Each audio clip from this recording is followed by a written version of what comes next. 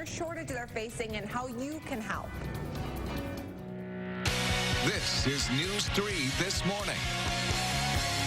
Good morning and welcome to the final half hour of News 3 This Morning. It is 6:28 now on this Thursday, November 8th. And Christina is clearly way more prepared for winter weather and the holidays than I am with that adorable little scarf she's got on. I know. Hattie McLean also very prepared with her hat and scarf and coat and gloves and whatever else she could dig out of the old winter stash, right, Hads? That's right. You'd be prepared if you have to stand outside in the morning as well. It's pretty chilly outside this morning, but luckily for us, we don't have much of a wind chill to factor in this morning, so that's the good news. The bad news is that, well, depending on how you look at it, we have some snow in the forecast coming tonight into Friday. An alert day has been issued. This snow is going to back the morning commute tomorrow, so plan ahead right now. You may need to have a little extra time to get to your destination tomorrow. But this morning, things are just quiet. It's very cloudy outside. Outside temperatures are in the upper 20s and low 30s. Thanks to that cloud cover, we actually have milder temperatures this morning. If those clouds had cleared, we'd be down in the low and mid-20s. Here's a look at our temperatures over the next 12 hours. Not much of a climb today, only back to a high of 36 this afternoon. It's about where we were yesterday, but there won't be as much of a wind. Southwesterly wind anywhere from 5 to 10 miles per hour. Now, here's a look at your first alert traffic maps this morning. So far, things have been pretty good across the area, and that trend continues right now. We're not seeing any major delays on the Beltline or in the downtown areas.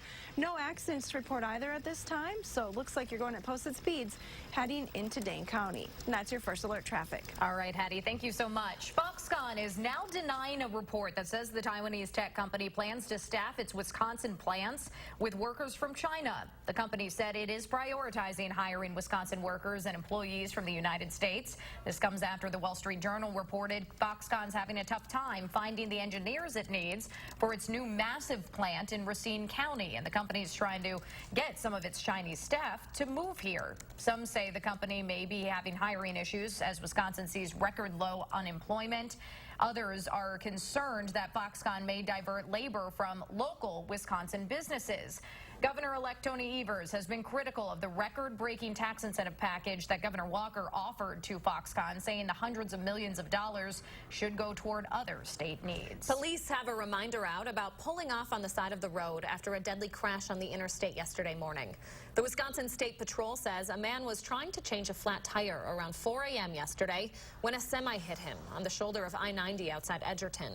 Officers aren't releasing the man's name yet, but they say he lived in Illinois and he was in his 50s. Police are warning other drivers to be extremely careful when you're trying to find a place to pull over and get out of your car. Some school bus drivers up in Sauk County are working to make sure they're keeping kids safe during pickup and drop-off times. Lamers is holding a safety meeting in Spring Green today to go through how to safely let children on and off the bus. In just the last week, a 9-year-old and her 6-year-old twin brothers were killed while crossing the street to their bus stop in Indiana. A driver fatally hit a 9-year-old boy in Mississippi, and a bus driver found the body of a 7-year-old on the side of the road by his house in Pennsylvania before school. Today's meeting is a reminder to the rest of us to make a full stop when the red stop sign is out on any school bus. If you are driving through or to the Wisconsin Dells, I should say, you may notice more officers out on the roads over the next year or so.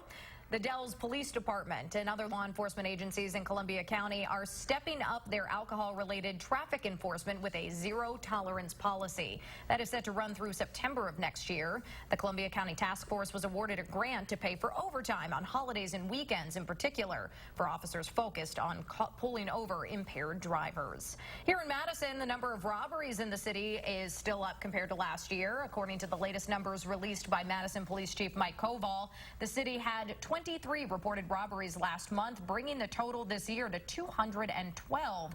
That's 20 more than the same time period last year. Chief Koval will present those stats and other updates from the department to the Public Safety Review Committee this evening. The Chamber of Commerce that represents downtown Madison businesses is officially supporting the idea the city should study heavy drinking. The city is still being sued by the company that owns Taco Bell after Mayor Soglin vetoed a liquor license for a State Street location. Mayor Soglin has pushed for a moratorium on new alcohol licenses downtown. He claims excessive drinking leads to an increase in violence in that area. Less than 2 weeks ago, a 21-year-old man was shot and killed in the State Street campus parking ramp. In a letter to city leaders, Downtown Madison Incorporated says it supports a deeper look at bar density in the area that surrounds that ramp. The Salvation Army's iconic Red Kettle Campaign starts tomorrow, and already the organization here in Dane County is having a tough time finding bell ringers. Only 1/4 of the shifts are full so far, so the Salvation Army is asking you for help. Christina Laurie is live at one of the bell ringing locations on Madison's west side with how you can do that. Good morning, Christina.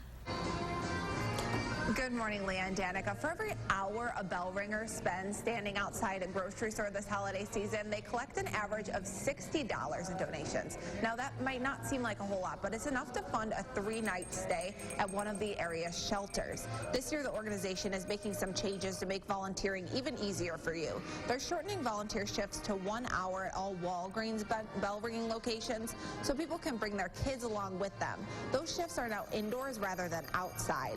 The Salvation Army struggled to find enough volunteers this time last year, too. They were still able to raise $500,000, though, leading people who work for the organization to imagine how much good they could do with even more help.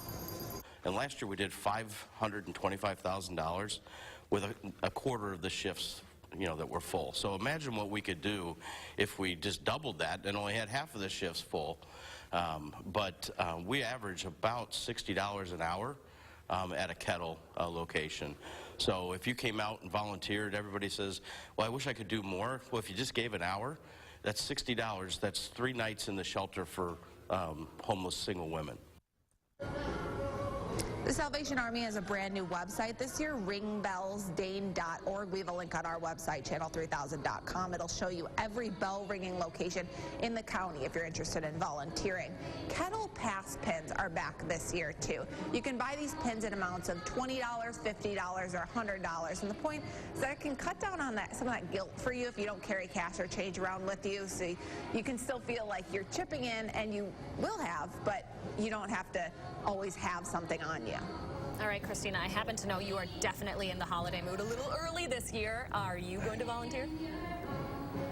I definitely will. It's a very easy way to contribute. Just the Salvation Army said even if you just have an hour or two, you can spend that chip